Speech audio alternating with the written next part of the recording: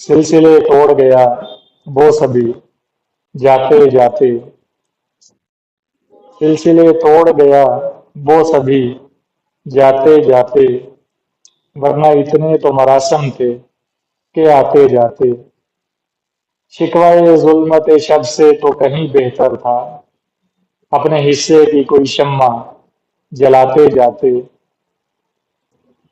کتنا آسان تھا تیرے ہجر میں مرنا جانا، پھر بھی ایک عمر لگی جان سے جاتے جاتے، جشن مقتل ہی نہ برپا ہوا، ورنہ ہم بھی پابا جولا ہی سہی ناچتے گاتے جاتے۔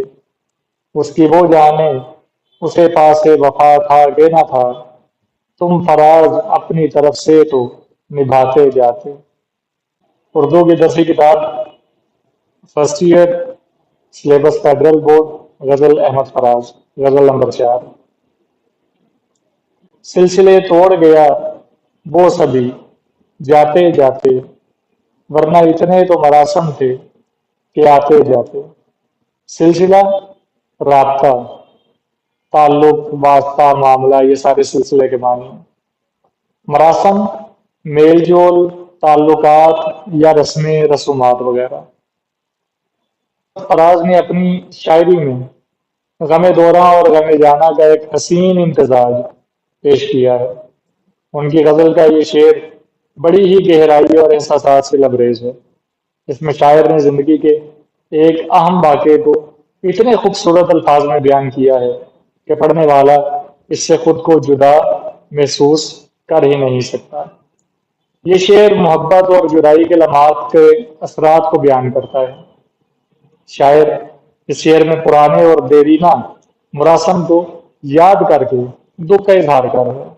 وہ کہتا ہے کہ محبت میں پانا ہی سب کچھ نہیں ہوتا، حالات و واقعات انسان کو جذبات کی دنیا سے باہر نکلنے پر مجبور کر دیتے ہیں۔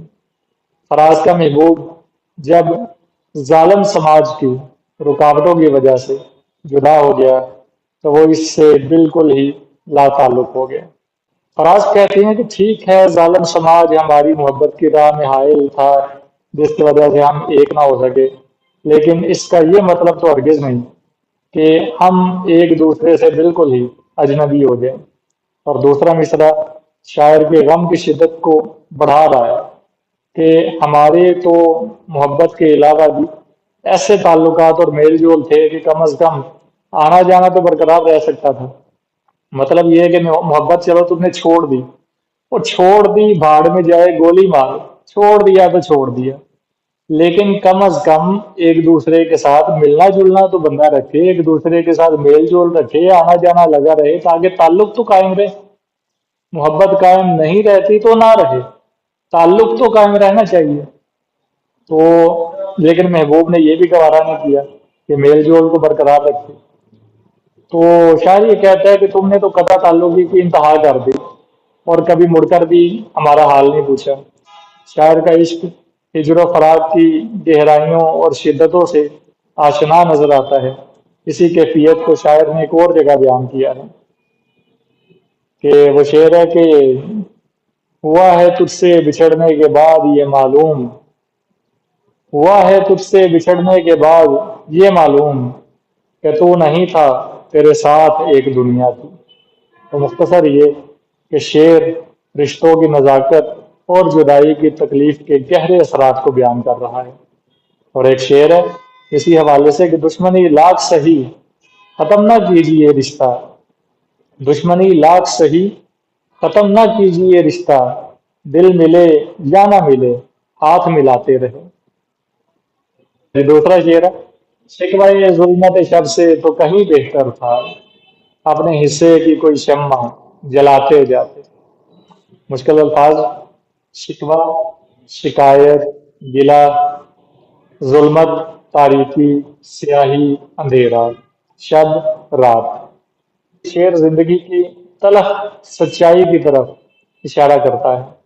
اکثر لوگ اپنی مشکلات سے نمٹنے کی بجائے دوسروں کو مورد الزام ٹھہراتے ہیں۔ وہ اپنی ناکامیوں کا ذمہ دار حالات اور معاشرے کو قرار دیتے ہیں۔ بندہ کہتا ہے یار حالات ہی کچھ ایسے بن گئے تھے جس کی وجہ سے میں یہ کام نہیں کر سکا، حالات نے ساتھ نہیں دیا جس کی وجہ سے میں پڑھ نہیں سکا، حالات نے ایسا کر دیا کہ جس کی وجہ سے میں ترقی نہیں کر سکا، میں اپنا کاروبار نہیں کر سکا۔ تو انسان اپنی تمام تر ناکامیاں حالات کے اوپر ڈال لیتا ہے اور خود بری ذمہ ہو جاتا ہے۔ تو شاعر یہ کہتا ہے کہ بہتر تو یہ تھا کہ اپنے حصے کی کوئی شمع جلا جلا کر جاتا، کچھ نہ کچھ خود میں کر کے جاتا، ٹھیک ہے، بجائے اس کے کہ میں جناب یہ کہہ دیتا کہ حالات ایسے تھے، واقعات ایسے ہو گیا، یہ ہو گیا، وہ ہو گیا، وغیرہ وغیرہ۔ تو شاعر یہ کہتا ہے کہ اس سے بہتر تو یہ تھا کہ میں کوئی نہ کوئی چھوٹا موٹا کچھ نہ کچھ کر کے جاتا، ٹھیک ہے، اسی طرح سے ہاتھ پہ ہاتھ دھرے میں زندگی گزار کر چلا جاتا۔ اچھا، تو شاعر کہہ رہا ہے کہ ہمیں اپنی زندگی کی ذمہ داریاں خود لینی چاہیے اور اپنے مشکلات کے حل کے لیے کوشش کرنی چاہیے۔ ایک در بند ہوتا ہے تو 100 در کھل جاتا ہے، مگر ہم اسی بند دروازے سے سب ٹکراتے رہتے ہیں۔ مطلب یہ کہ ایک ناکامی اگر ہو گئی تو ہم یہ کہتے ہیں یار زندگی تباہ ہوگی، برباد ہوگی، سارا کچھ چلا گیا۔ ایسا نہیں ہے، اگر ایک دم در بند ہوتا ہے، ایک دروازہ اگر بند ہوتا ہے تو 100 رستے کھل جاتے ہیں۔ اور آپ پریکٹیکل لائف کے اندر جب جائیں گے نا تو آپ کو اس بات کی سمجھ آ جائے گی۔ جو بندہ کسی ایک کنویں کا مینڈک بن کے بیٹھ جاتا ہے نا کہ جناب زندگی میری بس یہی ہے، تو کیا ہے کہ وہ کبھی بھی کامیاب نہیں ہو سکتا۔ وہ کیا کرے گا کہ اگر تو وہ فرض کریں آپ کو جاب کر رہے ہیں، وہ جاب آپ سے چلی گئی تو آپ نہ آپ یہ سمجھیں گے کہ یار زندگی تباہ ہو گئی، اب میں کیا کروں گا، ٹھیک ہے، لیکن کیا ہوتا ہے کہ جب آپ کی وہ جاب جاتی ہے تو 100 رستے آگے کھل جاتے ہیں۔ ہو سکتا ہے کہ اللہ تعالیٰ نے آپ کے لیے کوئی بہتر چیز رکھ دی ہو، لیکن انسان کو یہ کرنا چاہیے اس کے اندر کہ انسان جو ہے وہ کم از کم محنت کرتا رہے۔ جب آپ محنت کرتے رہیں گے تو آپ کے لیے 100 اپرچونیٹیز اور ہوں گی۔ تو یہ درست ہے کہ معاشرہ اس وقت نا انصافی اور ظلم میں گرا ہوا ہے، ہر شخص پریشان حال ہے، لیکن پریشانی کا یہ مطلب تو نہیں ہے کہ انسان خود کو نا امیدی کے اندھے کنویں میں دھکیل دے۔ تو شاعر کہتا ہے کہ ظلمت یعنی مشکل حالات کی شکایت کرنے کے بجائے بہتر ہے کہ ہم اپنے حصے کی شمع ہی جلا دیتے، مطلب کچھ نہ کچھ ہم کر دیتے، تو اپنی ذمہ داریاں پوری کریں تو مسائل کافی حد تک کم ہو سکتے ہیں۔ یعنی اسی طریقے سے معاشرتی اصلاح بھی ہوگی اور ذمہ داری کا احساس بھی اجاگر ہوگا۔ یہ ضرب المثل شعر ہے، انسان کو امید اور فہم کی ایک نئی راہ دکھاتا ہے۔ یہ شعر زندگی کو پرکھنے کے ایک دوسرے انداز سے آشنا کرتا ہے۔ یہ شعر عمل کی ترغیب دیتا ہے، محنت کرنے کا بتاتا ہے، مثبت سوچ انسان میں پیدا کرتا ہے۔ تو اسی طرح سے ایک اور شعر ہے کہ دل نا امید تو نہیں، ناکام ہی تو ہے، دل نا امید تو نہیں، ناکام ہی تو ہے، لمبی ہے غم کی شام مگر شام ہی تو ہے۔ مطلب یہ کہ حالات کہیں نہ کہیں جا کر بدل جاتے ہیں، ایسا نہیں رہتا کہ ایک انسان جو ہے وہ اگر آج مشکلات کے اندر ہے تو ساری زندگی مشکلات کے اندر ہی رہے۔ آج اگر کوئی بندہ غربت سے تنگ ہے تو ساری زندگی وہ غریب رہے گا۔ آج کوئی بندہ پریشانیوں میں مبتلا ہے تو ساری زندگی وہ پریشانیاں اس کا پیچھا کرتی رہیں گی، ایسا نہیں ہوتا۔ انسان نے اپنے مسائل سے خود نمٹنا ہوتا ہے، اپنے حالات سے خود انسان نے مقابلہ کرنا ہوتا ہے، یہاں تک کہ بالآخر جیت انسان کی اپنی ہوتی ہے، لیکن اس شخص کی جیت ہوتی ہے کہ جو بندہ مستقل مزاجی کے ساتھ کام کرتا رہتا ہے، لگن کے ساتھ لگا رہتا ہے، ٹھیک ہے۔ جو شخص حالات کے اوپر جو ہے وہ سارا کچھ ڈال دے گا اور مطلب یہ کہے گا کہ جناب میں بری ذمہ ہو گیا، ٹھیک ہے، حالات ایسے ہیں اس وجہ سے یہ کام ممکن ہی نہیں ہے، تو وہ بندہ کبھی بھی کامیاب نہیں ہو سکتا۔ وہ شعر ہے کہ حالات کے قدموں میں کلندر نہیں گرتا، حالات کے قدموں میں کلندر نہیں گرتا، ٹوٹے جو تارا بھی تو زمیں پر نہیں گرتا، گرتے ہیں بڑے شوق سے سمندر میں دریا، لیکن کسی دریا میں سمندر نہیں گرتا۔ اور اسی طرح سے ایک شعر ہے کہ مانا گئی زمیں کو نہ گلزار کر سکے، مانا گئی زمیں کو نہ گلزار کر سکے، کچھ خار کم تو کر گئے گزرے جدھر سے ہم۔ تیسرا شعر ہے کتنا آسان تھا تیرے ہجر میں مرنا جانا، پھر بھی ایک عمر لگی جان سے جاتے جاتے۔ مشکل الفاظ: ہجر، جدائی، فراق، محبوب سے دوری، جانا، محبوب، معشوق جس سے پیار کیا جائے، محبت کی جائے۔ کہ فراز نے اپنی شاعری میں عشق و محبت کے جذبات و احساسات کو اتنی سچائی اور واضح الفاظ میں بیان کیا ہے کہ گویا لفظ انسانی زندگی کی ترجمانی کرنے لگتا ہے۔ یہی وجہ ہے کہ احمد فراز کی شاعری قاری کے جذبات و احساسات میں ایسے گھل مل جاتی ہے کہ وہ انہیں اپنے دل کی آواز محسوس ہونے لگتی ہے۔ یہ شعر بھی محبت میں جدائی اور اس کے بعد کی تکلیف کو نمایاں کرتا ہے۔ کہ کس طرح انسان اپنی زندگی میں محبت کی کمی محسوس کرتا ہے اور کیسے وہ اس کو اس درد کو برداشت کرنے کی کوشش کرتا ہے۔ راز کہتی ہیں کہ اے میرے محبوب، تیری جدائی میرے لیے جان لیوا چیز تھی۔ مجھے اپنی محبت کی شدت پہ اس قدر یقین تھا کہ اگر تو مجھ سے جدا ہو گیا تو میں زندہ نہ رہ سکوں گا، مگر ایسا نہ ہو سکا۔ یہ شعر اس بات کی طرف اشارہ کرتا ہے کہ جدائی میں مرنا ایک آسان عمل محسوس ہوتا ہے، لیکن حقیقت میں یہ اتنا سادہ نہیں ہے۔ یہاں جان سے جاتے جاتے کا مطلب یہ ہے کہ انسان اپنی زندگی کے ہر لمحے میں اس جدائی کے درد کو محسوس کرتا رہتا ہے۔ تین چار چیزیں ہیں جو قسمت کے اندر لکھی ہوئی ہیں اور وہ اسی کے مطابق ہوتا ہے۔ انسان میں کیا پیدائش ہونی ہے انسان کی اور کس کے گھر پہ ہونی ہے، ایک یہ۔ دوسرا، انسان کا رزق انسان کی قسمت میں لکھا ہوتا ہے۔ تیسرا، شادی کس سے ہونی ہے، کس وقت ہونی ہے، یہ انسان کی قسمت میں لکھا ہوتا ہے۔ اس کے بعد پھر جو موت ہے، ٹھیک ہے، یہ انسان کی قسمت میں لکھی ہوئی ہے کہ کب انسان نے مرنا ہے۔ تو شاعر یہ کہتا ہے کہ اے میرے محبوب، تیرے ہجر میں مرنا، تیری جدائی میں مرنا بہت ہی آسان کام تھا، لیکن کیا ہوا کہ میں مر نہیں سکا اور مجھے ساری زندگی لگ گئی جان سے جاتے جاتے۔ شعر ہے کہ میں تجھے کھو کے بھی زندہ ہوں، یہ دیکھا تو نے، میں تجھے کھو کے بھی زندہ ہوں، یہ دیکھا تو نے، کس قدر حوصلہ ہارے ہوئے انسان ہیں ہم۔ اور شعر ہے کہ ہوا ہے تجھ سے بچھڑنے کے بعد یہ معلوم، ہوا ہے تجھ سے بچھڑنے کے بعد یہ معلوم کہ تو نہیں تھا، تیرے ساتھ ایک دنیا تھی۔ اور مہینے وصل کے گھڑیوں کی صورت اڑتے جاتے ہیں، مہینے وصل کے گھڑیوں کی صورت اڑتے جاتے ہیں، مگر گھڑیاں جدائی کی گزرتی ہیں مہینوں میں۔ اگلا شعر ہے، جشن مقتل ہی نہ برپا ہوا، ورنہ ہم بھی پابا جولا ہی سہی ناچتے گاتے جاتے۔ مشکل الفاظ۔ مقتل کہتے ہیں قتل گاہ، قتل کیے جانے کی جگہ، قتل ہونا، قتل ہونے کی جگہ۔ پابا جولا، پاؤں میں بیڑیاں، پاؤں میں زنجیریں۔ احمد فراز ایک رومانوی شاعر ہونے کے ساتھ ساتھ ایک انقلابی شاعر بھی ہیں۔ ان کی اکثر زندگی کے واقعات ایسے ہیں کہ جو انقلاب میں گزرے۔ انہیں اسی سلسلے میں انہوں نے ضیاء الحق کے خلاف بغاوت بھی کی، جنرل ضیاء الحق جو تھا اس کے خلاف بغاوت بھی کی۔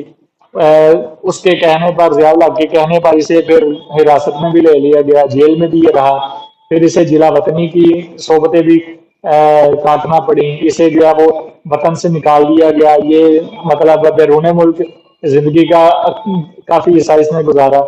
تو یہ ایک باغی قسم کا شاعر بھی ہے، جہاں پر رومانوی انداز اس کا بہت اچھا ہے، وہاں پر اس کی بغاوت بھی بڑی شاندار ہے۔ تو یہاں پر بھی بغاوتی انداز یہ اختیار کر رہا ہے۔ تو احمد فراز کی شاعری کا آہنگ اگرچہ رومانوی تھا، لیکن ظلم و جبر کے خلاف ان کے قلم نے کبھی بھی رعایت نہیں برتی۔ انہوں نے ہر دور میں بے انصافی اور سماجی ناہمواریوں کو بے نقاب کیا ہے۔ وہ جرأت مندانہ انداز کے مالک تھے، ہمیشہ دبے کچلے لوگوں، مظلوموں، بے یار و مددگار لوگوں کی نمائندگی کرتے رہے، جس کی وجہ سے انہیں قید و بند کی صحبتیں بھی برداشت کرنا پڑی، مگر وہ حق بات کہنے سے باز نہیں ہے۔ اس شعر میں شاعر کہتا ہے کہ سچ بولنے کی پاداش میں اگر ہم قید کر دیے گئے ہیں اور ہمیں تختہ دار پر لٹکا دیا جائے تو ہمیں موت کا غم نہیں ہے، ہم تو اپنی مقتل یعنی قتل گاہ میں ہنسی خوشی چلے جائیں گے، یعنی تختہ دار پر ہنسی خوشی جھول جائیں گے، ہمیں موت کا کوئی ذرا برابر بھی کام نہیں ہے۔ وہ فیض احمد فیض اسی طرح کا شعر ہے، مقام فیض راہ میں کوئی جچا ہی نہیں، جو کوئے یار سے نکلے تو سوئے دار چلے۔ اور وہ شعر ہے کہ جس دھت سے کوئی مقتل میں گیا وہ شان سلامت رہتی ہے، جس دھت سے کوئی مقتل میں گیا وہ شان سلامت رہتی ہے، یہ جان تو آنی جانی ہے، اس جان کی کوئی بات نہیں۔ تو ہم تو سچ کی خاطر اپنی قتل گاہ میں بے شک زنجیروں میں جکڑے ہوئے ہیں، ناچتے گاتے جائیں گے اور ان زنجیروں کی آواز موسیقی بن جائے گی، یعنی بے خوف دبے بے فکر ہو کر اے موت کو گلے لگانے کو تیار ہے، مگر افسوس ہماری موت کا تماشا نہ ہوا۔ تو شاعر قید و بند کی صحبتوں کے باوجود ہمت ہارنے اور شکست کھانے پر تیار نہیں ہے، بلکہ ہنسی خوشی اپنی موت کے مقام پر جانے اور گردن کٹوانے کو تیار ہے۔ اسی طرح سے شعر ہے، ستون دار پہ رکھتے چلو سروں کے چراغ، جہاں تلک یہ ستم کی سیاہ رات چلے۔ آخری شعر ہے، اس کی وہ جانے اسے پاس وفا تھا کہ نہ تھا، تم فراز اپنی طرف سے تو نبھاتے جاتے۔ پاس وفا، وفا کا لحاظ، وفا کا خیال، یہ مقطع کا شعر ہے جو کہ شاعر کا تخلص استعمال ہوا ہے۔ تو محبت ایک ایسا جذبہ ہے جو انسان کو زندہ رکھتا ہے، اسے امید دیتا ہے، اسے زندگی کی رنگینیوں سے آشنا کرتا ہے۔ یہ ایک ایسا رشتہ ہے جو انسان کو دوسرے انسانوں سے جوڑتا ہے اور اسے محسوس کراتا ہے کہ وہ اکیلا نہیں ہے۔ محبت نام ہے وفا کا، وفا نبھانے کا، مان جانے کا، اطاعت کا، سر تسلیم خم کر دینے کا۔ یہ شعر ہمیں بتاتا ہے کہ محبت میں وفا کی بہت اہمیت ہے۔ اگر ہم کسی سے محبت کرتے ہیں تو ہمیں اس کے ساتھ وفادار رہنا چاہیے، ہمیں اپنی ذمہ داریاں نبھانی چاہیے، چاہے دوسرے لوگ اس قدر وفا کریں یا نہ کریں۔ زندگی میں مثبت رہنا چاہیے اور ہمیں اپنی کوششوں پر یقین رکھنا چاہیے۔ شاعر خود سے مخاطب ہو کر کہتا ہے کہ اے محبوب کی، اسے محبوب کی وفاداری اور سچائی کا تو معلوم نہیں، مگر تم اپنی طرف سے تو محبت اور وفا کا حق ادا کرتے رہتے۔ ہو سکتا ہے کہ اس کی بے وفائی اور جدائی کے پیچھے کوئی اس کی مجبوری ہو، اس نے بے وفائی کی بھی تھی تو اس کی مرضی، تم تو محبت میں سچے تھے، تم وفادار رہتے، تم نے کیوں محبت کو چھوڑ دیا یا تم نے کیوں بے وفائی کی۔ تو شعر ہے کہ دونوں جہان تیری محبت میں ہار کے، دونوں جہان تیری محبت میں ہار کے، وہ جا رہا ہے کوئی شب غم گزار کے۔ اور شعر ہے کہ وہ مرزا غالب کا مشہور زمانہ شعر ہے کہ ہم کو ان سے وفا کی ہے امید، ہم کو ان سے وفا کی ہے امید، جو نہیں جانتے وفا کیا ہے۔ اور شعر ہے کہ مجھے معلوم ہے اہل وفا پر کیا گزرتی ہے، مجھے معلوم ہے اہل وفا پر کیا گزرتی ہے، سمجھ کر سوچ کر تجھ سے محبت کر رہا ہوں میں۔